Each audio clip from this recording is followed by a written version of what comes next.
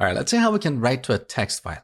The first thing we need to do is to go on the top and include the fstream header file. So all the file stream classes are defined in this file. Now, in our main function, we need a file stream. We can either use OFStream, which is short for output file stream. And with this, we can only write to a file. But if we need both reading and writing functionality, then we need to use fstream. Now in this lesson, I just want to write to a file, so I'm going to go with OFStream. So this is a class. Now we need to create an object. We can call that file. Now this object has a method for opening a file. So we call this and pass the name of our file as the first argument. Let's call that data.txt. Now if this file doesn't exist, it's going to get created. Otherwise, its content is going to get overwritten, okay? Next, we need to check to see if the file was opened successfully.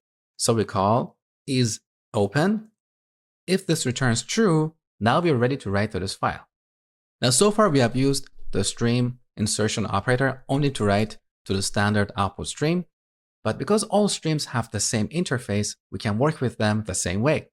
So now we can use this operator to write something to this file, exactly like before. So we can write hello world, followed by endl. Okay. Now here we can also use our stream manipulators. Remember, we use stream manipulators for formatting output. Here's an example. Let's go to the top and include IO manip. That is short for IO manipulators. Now I want to separate these two words using chaining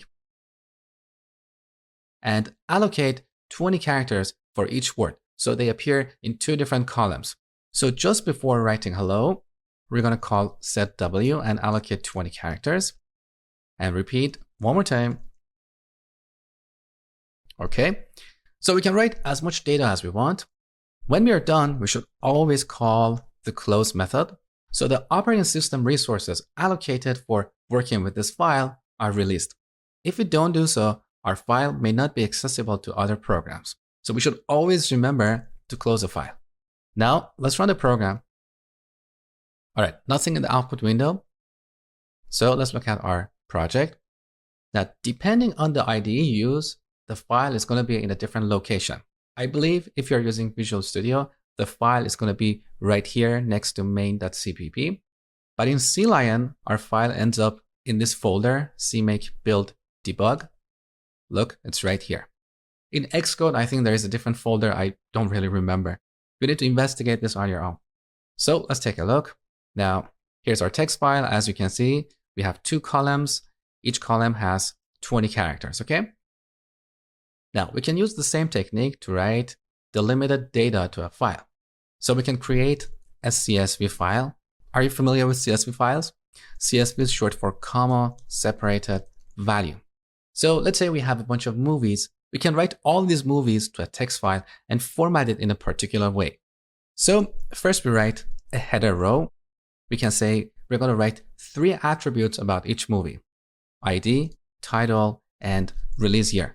Now, as you can see, these attributes are going to get separated using a comma. That is why we refer to this structure as CSV, or comma separated values.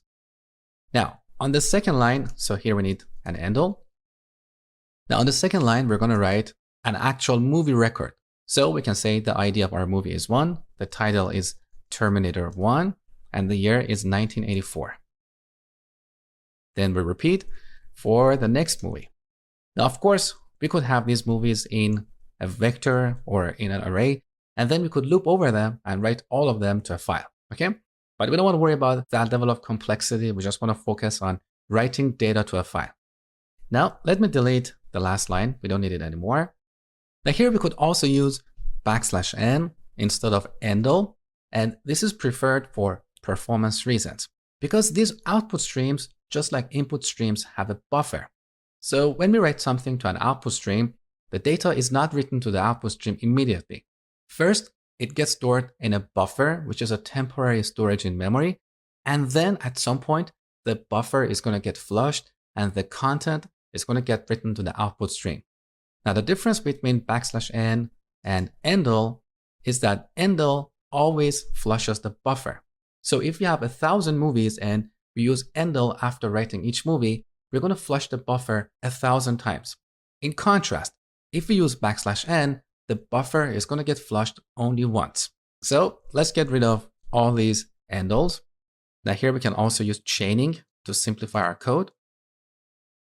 So one more time, \n, and last time.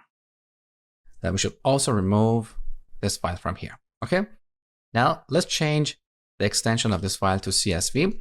This is not mandatory, but it's a good practice to follow. So let's run the program. Good. Now take a look.